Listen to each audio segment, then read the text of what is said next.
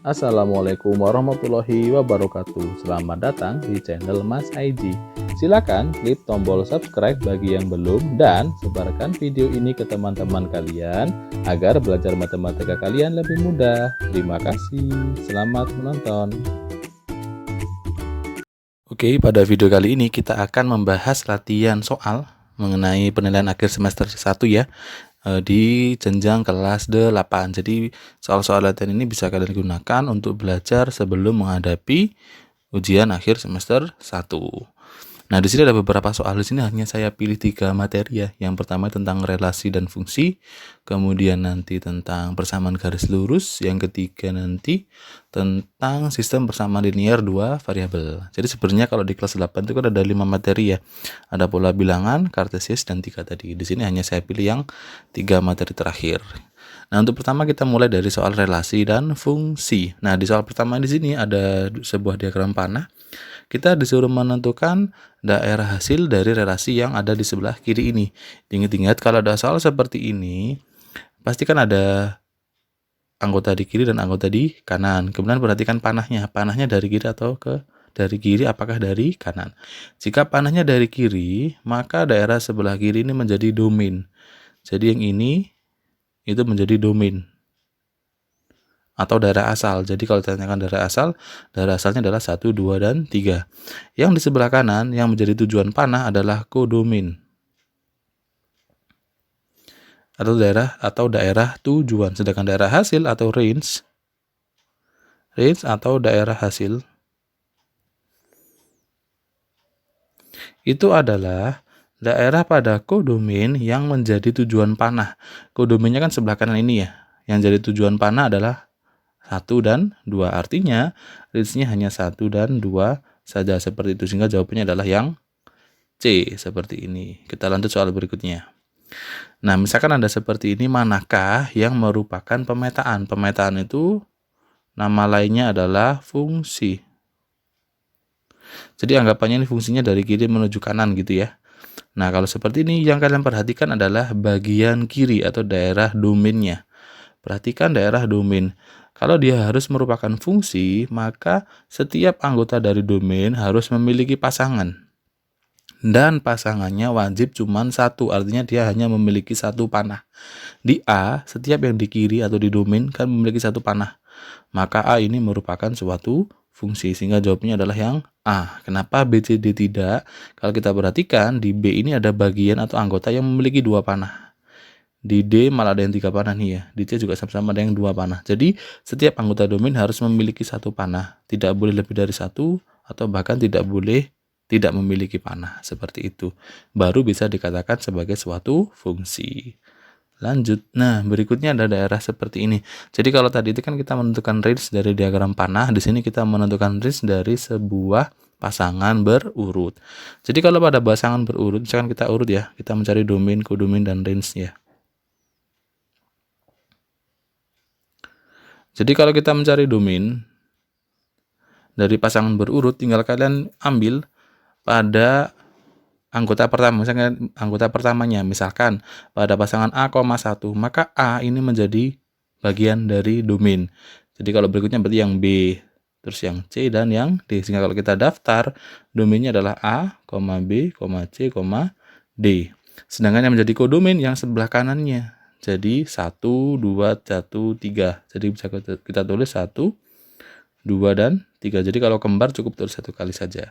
Nah, range-nya yang mana? Jadi kalau pada soal seperti ini, kita tidak tahu himpunan awalnya, maka range nanti akan sama dengan kodomain, yaitu 1, 2, dan 3. Seperti itu. Sehingga jawabannya adalah yang A, seperti ini. Lanjut. Nah, sudah masuk ke rumus fungsi atau nilai fungsi. Di sini dikatakan ada fungsi hx yang bernilai x kuadrat min 16. Ditanyakan berapakah nilai dari h-2. Nah, caranya untuk mengerjakan soal-soal seperti ini, karena hx sama dengan x kuadrat min 16, h-2 berapa? Artinya nilai x kita ganti dengan minus 2. Sehingga kalau kita selesaikan ini menjadi minus 2 kuadrat dikurangi 16. Nah, kalau seperti ini itu minusnya yang di kuadrat juga. Jadi gini. Jadi minus 2 kuadrat artinya minus 2 kali minus 2. Hasilnya adalah 4. 4. Kita kurangkan 16. Sehingga hasilnya jadi minus 12. Sehingga jawabannya adalah yang A. Jadi cukup mengganti nilai X dengan nilai yang ditanyakan saja. Seperti itu. Berikutnya, nah di sini ada himpunan A merupakan himpunan huruf vokal pada huruf alfabet. Kemudian B adalah bilangan prima yang kurang dari 7. Pertanyaannya, banyak fungsi yang mungkin dari himpunan B menuju A. Jadi gini konsepnya. Banyak fungsi yang mungkin dari A menuju B, gitu ya. Itu dapat kalian hitung dengan cara banyak anggota B dipangkat banyak anggota A. Jadi yang ditujukan B ya, di pangkat yang awalnya, jadi B pangkat A. Tapi kalau banyak fungsi dari B menuju A dibalik nih, jadi yang menunjukkan ke A ya, artinya banyak anggota A di pangkat banyak anggota B. Lah ini yang kita cari. Nah, jadi sebelum tahu ini kalian daftar dulu yang A ini anggotanya apa saja. Di situ kan huruf vokal beralfabet, berarti bisa A, B, salah ya, bisa A, I, U, E, O. Jadi ada 5 ya. Ada A, I, U, E, O. Sedangkan berikutnya bilangan prima kurang dari 7, berarti bisa 2, 3, dan 5. Jadi yang A ada 5 anggota, yang B ada 3 anggota. Nah, jadi ini jawabannya adalah 3 pangkat 5. Tinggal kita hitung ini jadi berapa. Kebalik ya, A-nya ada 5. Jadi 5 pangkat 3. 5 pangkat 3 berarti kan 5 kali 5 kali 5 menjadi 125 yang B. Seperti itu. Jadi dicari dulu A anggotanya berapa, B anggotanya berapa. Karena B menuju A berarti banyak anggota A yaitu 5 pangkat anggota B yaitu 3. Jadi 5 pangkat 3 bernilai 125. Seperti itu. Ini contoh lagi dengan konsep yang sama ya. Di sini fungsinya dari A menuju B, artinya kita cari adalah banyak anggota B pangkat banyak anggota A. Di sini A itu adalah prima tapi kurang dari 9, berarti A ini bisa bernilai 2, 3, 5, dan 7, ada 4 anggota. Sedangkan yang B kurang dari 7 bilangan genap positif, berarti 2, 4, dan 6. Nah, berarti kan di sini B-nya ada 3 anggota. Sedangkan yang A itu ada 4 anggota. Sehingga di sini B pangkat A berarti 3 pangkat 4. Jadi 3 kali 3 kali 3 kali 3. Ini menjadi 81.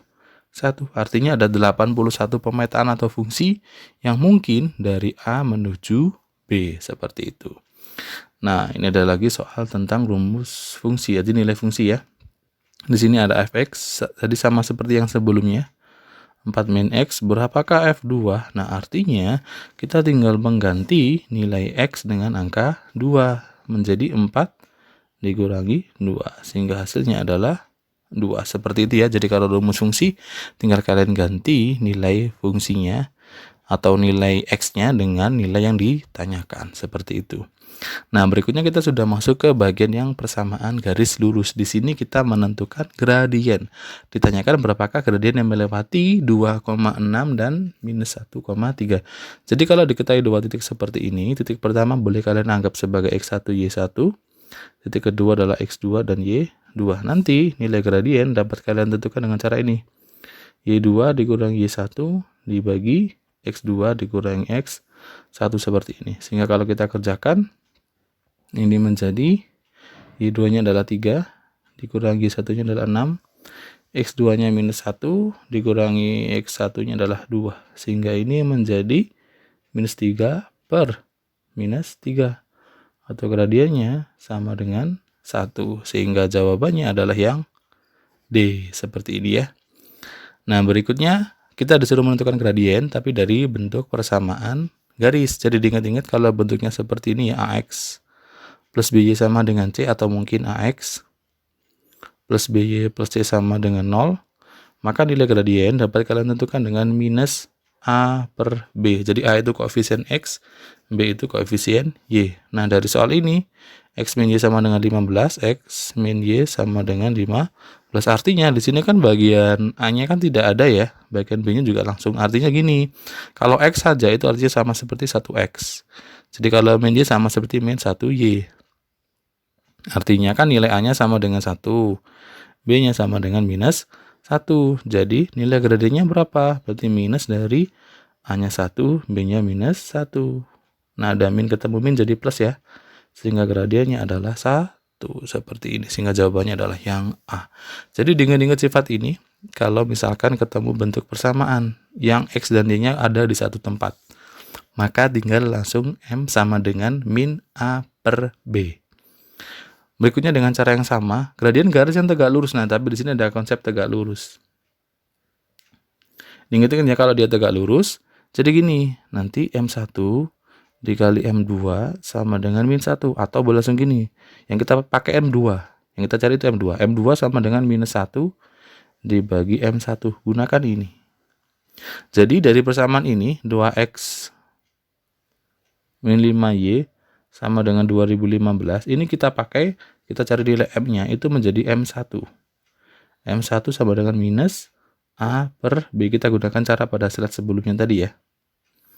Jadi berapa? A-nya itu adalah 2, B-nya adalah minus 5. Jadi ingat-ingat A itu adalah angka yang nempel di X, B itu angka yang nempel di Y. Ini kan ada minus dengan minus ya. Ada minus sama minus kan jadi positif. Maka M1 itu sama dengan 2 per 5. Nah, yang kita cari itu M2-nya. M2 karena dia tegak lurus adalah min 1 dibagi M1. Berarti sama dengan min 1 dibagi 2 per 5. Atau dia menjadi min 1 dikali 5 per 2. Sehingga hasilnya adalah min 5 per 2. Sehingga jawabannya adalah yang B. Seperti itu. Jadi diingat-ingat, kalau dia tegak lurus, maka M2 sama dengan min 1 dibagi M1. Tapi kalau dia sejajar, artinya gradiennya sama persis. Nah, berikutnya di sini kita disuruh menentukan persamaan garis dari dua titik ini, berarti X1 dan Y1 ya. Di titik pertama, titik kedua kita anggap sebagai X2 dan Y2. Diingat-ingat kalau ada persamaan seperti ini, cara menentukan persamaan garisnya bisa pakai Y min Y1 dibagi Y2 min Y1 akan sama dengan X min X1 dibagi X2 min X1. Nah, yang kita substitusi atau kita masukkan itu adalah nilai X1 Y1 dan X2 Y2-nya saja. Sehingga ini dapat kita lanjutkan menjadi Y dikurangi Y1-nya adalah 1.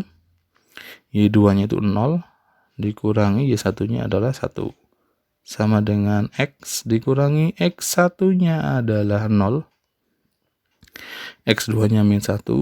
X1-nya adalah 0. Sehingga kalau kita selesaikan jadinya gini. Y min 1 per min 1 sama dengan X per min 1.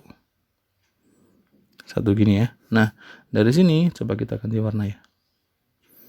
Kita pakai warna hitam deh. Tinggal dikali silang. Artinya gini. Taruh sebelah sini ya.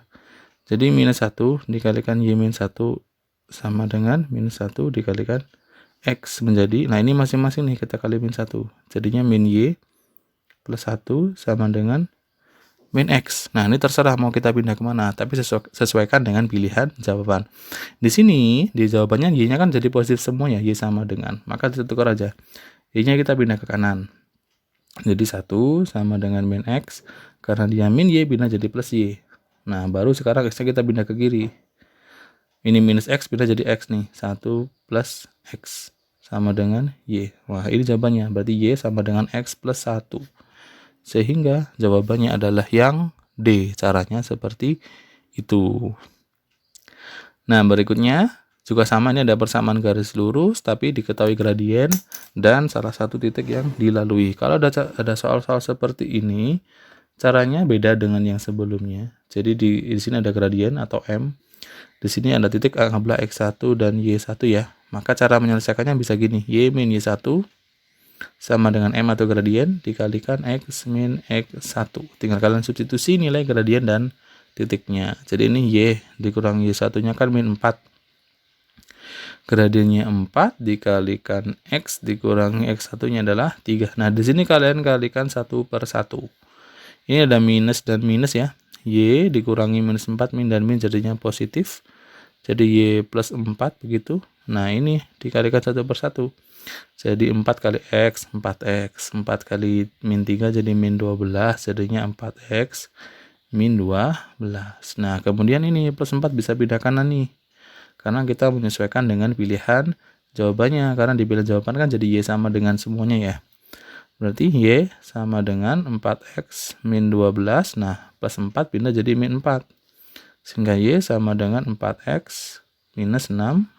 Sehingga jawabannya adalah yang D, seperti itu.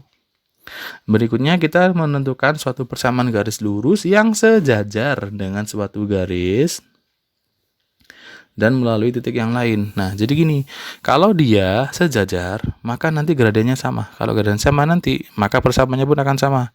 Jadi cara mengerjakan soal seperti ini ya, yang hubungannya sejajar, tinggal kalian tulis persamaan yang diketahui, yaitu 2X plus 3Y. Sama dengan bukan 6 lagi, tapi kita tulis gini, 2X1 ditambah 3Y1. Nah, X1, Y1 yang mana? Itu titik yang dilalui ini. Jadi 1,1 itu kamu anggap sebagai X1, Y1. Sehingga jadi gini, 2X plus 3Y sama dengan 2 kali 1 ditambah 3 kali 1. Menjadi 2X plus 3Y sama dengan 2 ditambah 3. Atau jadinya 2X plus 3Y sama dengan 5. Jadi cukup mudah seperti itu saja. Sehingga jawabannya adalah yang A, seperti itu. Nah, berikutnya ada persamaan grafik nih. Kita disuruh menentukan persamaan garisnya seperti apa. Jadi konsepnya, saya taruh sebelah kanan gini ya. Jadi kalau kalian punya kartesia seperti itu, ada garis yang memotong, ini persamaan garisnya ya. Diingat-ingat yang ke atas bawah itu Y, yang kanan kiri adalah X. Perpotongan dengan sumbu Y anggap sebagai A. Perpotongan dengan sumbu X anggap sebagai B. Nanti persamaannya adalah AX ditambah BY sama dengan A kali B. Ingat-ingat cara ini. Jadi kalian nggak perlu mengerjakan satu persatu. Artinya yang memotong di sumbu Y anggap sebagai A. 3 ini adalah A. Yang memotong di X anggap sebagai B ini adalah B. Rumusnya AX ditambah BY sama dengan A kali B. Jadinya 3X ditambah min 4Y sama dengan 3 kali min 4. Jadinya adalah 3X min 4Y sama dengan minus 12. Langsung seperti itu. Sehingga jawabannya adalah yang D. Bisa seperti itu ya. Nah, berikutnya kita sudah masuk ke sistem persamaan linear 2 variabel. Ingat-ingat untuk menyelesaikan sistem persamaan linear 2 variabel ada beberapa cara ya. Bisa pakai eliminasi, bisa pakai substitusi, atau mungkin gabungan antara eliminasi dan substitusi. Yang terakhir keempat itu bisa pakai metode grafik. Cuman kalau grafik tidak terlalu disarankan, karena nanti kan kita harus menggambar dengan skala yang tepat ya. Biasanya kan kalau kita dalam kondisi ujian seperti itu, menggambar dengan skala yang tepat itu agak terburu-buru. Jadi mending saran saya, kalian gunakan eliminasi digabung dengan substitusi atau pakai metode gabungan atau campuran. Misalkan soal-soal ini, kita punya 3X plus 2Y sama dengan min 1, kemudian ada X min 2Y sama dengan 13. Nah, di sini kan kalau misalkan kita eliminasi, kan harus ada yang disamakan ya. Nah, di sini kalau kita perhatikan, di bagian Y itu sudah sama. Ini 2Y, ini 2Y. Cuman bedanya dia 1 plus 1 min. Nah, untuk soal-soal yang seperti ini, yang angkanya sudah sama tapi beda tanda, itu tinggal kalian tambah saja. Sehingga kalau kita selesaikan ya, berarti di sini 3X tambah X. X itu artinya kan 1X ya. Ini menjadi 4X. Ya, yang bagian berikutnya yang ini, yang 2Y ditambah minus 2Y. Nah, langsung jadinya 2Y dikurangi 2Y, habis. Tinggal ini min 1 tambah 13. Hutang 1 bayar 13. Maka masih bersisa 12 lagi. Seperti itu ya. Nah, kemudian tinggal kalian pindah. Nah, 4 ini kalau pindah, dia membagi. Sehingga nilai X-nya sama dengan 12 per 4 atau X sama dengan 3. Nah, X-nya 3 nih. Tinggal kalian lihat di pilihan jawabannya. Ternyata di pilihan jawaban yang bagian X-nya 3 cuma A saja kan ya. Artinya jawabannya pasti A. Tapi untuk lebih yakinnya gitu kan. Untuk lebih yakin. Nah, kita ulang lagi deh. Ini terpencet tadi ya. 3X plus 2Y sama dengan min 1. Terus ada X min 2Y sama dengan 13. Nah, di sini tadi kita langsung tambah ya. Karena di bagian Y-nya angkanya sudah sama. Cuman beda tanda. Di sini menjadi 4X. 2Y ditambah minus 2Y habis. Ini minus 1 tambah 13 jadi 12. Sehingga nilai X-nya waktu 4 pindah itu jadi membagi. Berarti 12 bagi 4. Sehingga X sama dengan 3. Nah, dari pilihan jawaban yang X-nya 3 kan cuma A saja. Ya, artinya jawabannya pasti A. Tapi untuk lebih pasti, boleh nih kalian lanjut. Nah, berikutnya kalian pakai substitusi. Pilih salah satu. Boleh persamaan 1, boleh persamaan 2. Misalkan saya pilih yang persamaan 1 deh. Persamaan 2. X min 2Y sama dengan 13. X-nya tadi 3. Berarti min 2Y sama dengan 13. Dari sini min 2Y sama dengan, nah, waktu 3 pindah, di sini kan 3 tidak ada tandanya, artinya dia positif. Kalau pindah jadi negatif karena dia pengurangan. Ingat-ingat ya, kalau penjumlahan pengurangan pindah itu berubah tanda. Berarti 13 dikurangi 3. Jadinya min 2Y sama dengan 10. Maka Y berapa? Nah, kalau yang seperti ini, kalau ada angka yang nempel ke variabel, waktu pindah jadi membagi. Tandanya tetap tidak ada perubahan. Jadi 10 dibagi min 2. Atau Y ketemu minus 5. Jadi kalau kalian kumpulkan, jawabannya adalah 3, minus 5. Nah, jadi benar jawabannya adalah yang A, seperti itu ya. Jadi kalau ada soal SPLDV gitu, lebih mudah kalian pakai metode gabungan saja. Coba lanjut yuk. Dengan cara yang sama di sini ya. Di sini ada tentukan nilai X dan X plus Y dari sistem persamaan berikut. Nah, jadi sebelum kalian menentukan X plus Y itu berapa, selesaikan ini dulu. 3X plus 2Y sama dengan 8 dengan X min 5Y sama dengan min 37. Nah, untuk menyelesaikan seperti ini kan harus kalian samakan terlebih dahulu. Nah, cara menyamakannya itu bisa dengan menyamakan salah satu. Misalkan mau menyamakan X atau menyamakan Y. Misalkan nih, saya mau menyamakan bagian X. Gampangnya gini, di sini kan X-nya tidak ada angkanya, artinya 1 ya. 1 dikalikan ke atas. Di sini angkanya 3 kalikan ke bawah. Jadi yang atas kali 1, bawah kali 3. Ini tetap 3X plus 2Y sama dengan 8. Yang bawah kita kali 3. 3X min 15Y. 37 kali 3 jadi berapa? Minus 111 ya. Nah, dari sini tinggal kita kurangkan saja. Nah, sehingga kalau kita kurangkan, di sini 3X dikurangi 3X kan habis. 2Y dikurangi min. Kurang dan min jadi plus ya. Jadi di sini adalah 17. Y sama dengan 8 dikurangi min 111 jadi 119. Nah, dari sini tinggal kita bagi saja. Jadi Y berapa? Jadi 119 dibagi 17. Sehingga Y itu sama dengan 7. Nah, setelah ketemu nilai Y, cari nilai X. Pilih salah satu. Boleh persamaan 1 atau persamaan 2. Misalkan saya pakai persamaan 2. Jadi X min 5Y sama dengan min 37. Gitu ya. Berarti X dikurangi 5, Y-nya kan 7. Sama dengan min 37. Di sini X min 35 sama dengan min 37. Berarti X-nya adalah min 35 kebalik ya, min 37 ditambah 35. Sehingga X bernilai minus 2. X sudah ketemu, Y sudah ketemu. Jadi X plus Y nilainya adalah minus 2 ditambah 7 sama dengan 5. Sehingga jawabannya adalah yang B. Caranya bisa seperti itu ya. Berikutnya, nah di sini yang berupa soal cerita. Jadi kalau ada soal cerita itu tinggal kalian tentukan manakah yang menjadi X, manakah yang menjadi Y. Tapi tidak harus X dan Y ya, untuk variabel boleh apapun, yang penting kedua huruf yang berbeda. Tapi kadang di beberapa soal itu sudah diberikan informasi ya, yang menjadi X apa, yang menjadi Y apa gitu ya. Seperti pada soal ini nih. Kalau kita lihat bagian belakangnya, jika X itu menyatakan banyak buku, sedangkan Y menyatakan banyak pensil. Nah, tinggal kalian ubah ini. 12 buku tambah 8 pensil. Seharga 36.000. Bukunya itu adalah X, pensilnya adalah Y. Dari pernyataan pertama, kita bisa peroleh 12X ditambah 8Y. Gitu kan ya, sama dengan 36.000.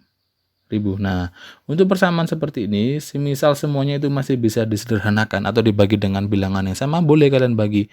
Ini kan semuanya sama-sama bisa dibagi 4 nih. Sehingga menjadi apa? 3X plus 2Y sama dengan 9.000. Ini yang kalian pakai. Gitu.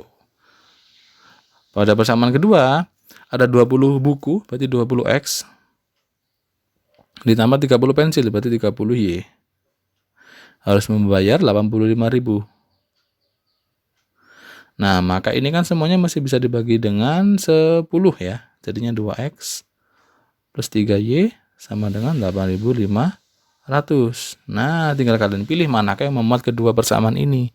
3X plus 2Y sama dengan 9.000 dan 2X plus 3Y sama dengan 8.500. Ternyata jawabannya adalah yang A, seperti itu. Coba di slide berikutnya. Ini sama ya. Di sini yang dinyatakan sebagai X itu adalah, jadi kalau ada soal-soal seperti ini coba baca bagian belakangnya dulu ya, apakah sudah ditentukan X dan Y-nya. Di sini harga 1 kg dari daging sapi dinyatakan sebagai X, sedangkan kalau daging ayam dinyatakan sebagai Y. Nah, baru lihat ke sininya. Nuni membeli 1 kg daging sapi dan 2 kg ayam. Jadinya gini, 1X ditambah 2Y, membayarnya 94.000. 1X itu boleh kalian tulis sebagai X saja, gitu ya. X plus 2Y sama dengan 94.000. Ini jadi persamaan yang pertama. Persamaan berikutnya, Nani membeli 3 kg ayam potong dan 2 kg sapi. Nah, di sini jangan sampai tertukar ya, diingat-ingat. Yang dinyatakan sebagai X itu bukan yang ayam, tapi yang ini. Jadi kalian tulisnya dari sini dulu. 2 kg daging sapi, karena itu yang jadi X. Berarti 2X, jangan sampai tertukar, ditambah 3Y, bayarnya 167.000. Nah, di sini kan tidak bisa disederhanakan ya, jadi sudah ini. Jadi pilih yang memuat dua ini. X plus 2Y sama dengan 94.000, kemudian 2X plus 3Y sama dengan 167.000. Sehingga jawabannya adalah yang B, seperti itu. Jadi dibaca lagi, jangan sampai tertukar antara X dan Y-nya. Nah, di sini sama seperti yang tadi, cuman kita disuruh menentukan selesaiannya gitu kan. Kalau tadi hanya membentuk, di sini kita membentuk dan menyelesaikan. Di sini ada pada suatu toko, Awi membeli 6 buku 10 pulpen seharga ini. Kemudian ada orang lain lagi, Hani membeli 10 buku dan 5 pulpen seharga ini. Nah, jika Rini membeli sebanyak ini, berapa harus dibayarkan? Jadi ini kalian misalkan dulu nih, yang jadi X dan Y-nya apa. Misalkan yang saya anggap sebagai X adalah buku, kemudian pulpennya itu sebagai Y gitu ya. Jadi yang pertama adalah 6X plus 10Y sama dengan 42.000. Ini kan masih bisa saya bagi ya. Misalkan saya bagi dengan 2 deh. Jadinya adalah 3X plus 5Y sama dengan 21.000. Ini yang saya pakai nanti. Yang kedua, dia beli 10 buku, berarti 10X sama 5 pulpen, berarti 5Y. Sama dengan 35.000. Nah, ini juga sama nih, masih bisa dibagi 5. Jadinya 2X plus Y sama dengan, atau enggak usah ya, karena di atas ada 5 juga. Ini enggak jadi ya. Nah, kenapa enggak jadi? Nah, habis ini kita selesaikan. Di sini kan kita sudah ketemu 2 persamaan. Baru 2 persamaan ini yang kita eliminasi. Saya taruh bawah sini ya. Kita susun lagi sini. 3X plus 5Y sama dengan 21.000. Kemudian ada 10X plus 5Y sama dengan 35.000. Nah, kenapa tadi tidak jadi kita sederhanakan? Karena di sini nih 10X plus 5Y ini kan sudah sama-sama 5Y. Jadi biar kita langsung mengurangkan saja. Jadi kalau kita tadi kita bagi dengan 5 dulu, kan menjadi 2X plus Y. Nanti kita menyamakan lagi gitu ya, biar tidak mengulang-ulang. Di sini kalau kita kurangkan, bagian 5Y kurangi 5Y kan langsung habis nih. Tinggal 3X dikurangi 10X. Menjadi minus 7X. Akan sama dengan 21.000 kurangi 35.000 itu minus 14.000.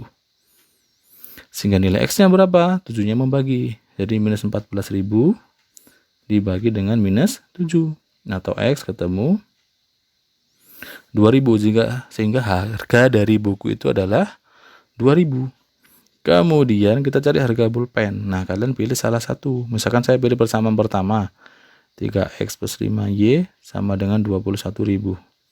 Karena X-nya 2.000 berarti dengan 3 dikali 2.000. Ditambah 5Y sama dengan 21.000. Berarti ini 6.000 ditambah 5Y sama dengan 21.000. 5Y berapa? Berarti kan ini tinggal pindah nih, mengurangkan. Yang 6.000-nya berarti 21.000 dikurangi 6.000. Maka 5Y itu bernilai 15.000. Kalau 5Y itu 15.000, Y-nya berapa? Berarti ya 15.000 kamu bagi dengan 5. Atau Y ketemu 3.000.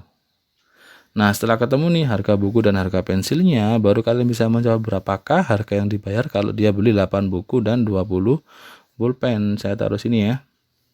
Kita pakai warna hitam.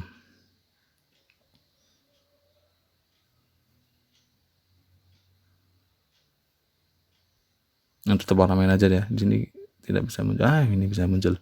Kita pakai warna hitam. Berarti 8X plus 20Y. Berarti 8 dikali 2000 ditambah 20 kali 3.000 sama dengan 16.000 ditambah 60.000. Jadi dia harus bayar sebanyak 76.000. Sehingga jawabannya adalah yang A. Bisa seperti itu. Nah, berikutnya dengan cara yang sama di sini ya, kita disuruh menentukan harga dari suatu nilai yang kita beli. Di sini ada terigu dan beras. Misalkan terigu itu X deh, beras itu adalah Y. Maka pada kondisi pertama di sini membeli 6 terigu dan 10 kg beras harga 84.000. Jadi gini, 6X plus 10Y sama dengan 84.000. Ini boleh kalian sederhanakan ya. Misalkan ini kita bagi dengan 2. Jadinya adalah 3X plus 5Y sama dengan berarti berapa? 42.000 ya. Ini yang pertama. Yang kedua itu beli 10 terigu. Berarti 10X ditambah 5Y sama dengan 70.000. Di sini tidak kita sederhanakan juga ya, karena bagiannya sudah sama. Lah ini karena bagian D-nya sudah sama, ya toh. Tinggal kalian kurangkan saja langsung di sini deh. Jadi 3X dikurangi 10X kan bersama seperti yang tadi ya. Jadi minus 7X. 5Y dikurangi 5Y habis. 42.000 dikurangi 70.000 adalah minus 28.000.